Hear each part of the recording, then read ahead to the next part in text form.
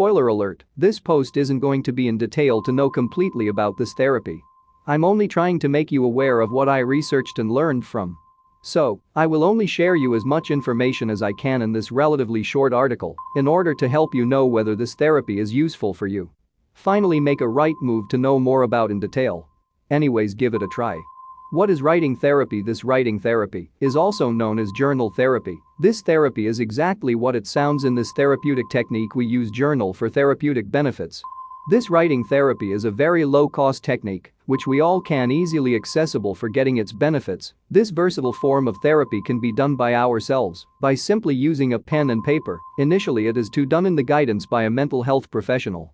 Benefits of writing therapy. This writing therapy has proven effective for resolving some conditions of mental disorders like post-traumatic stress, anxiety, depression, obsessive-compulsive disorder for both adult and juvenile, grief and loss, substance abuse, and eating disorders like bulimia nervosa. So, guys, this is all about writing therapy. Have a nice day and stay blessed.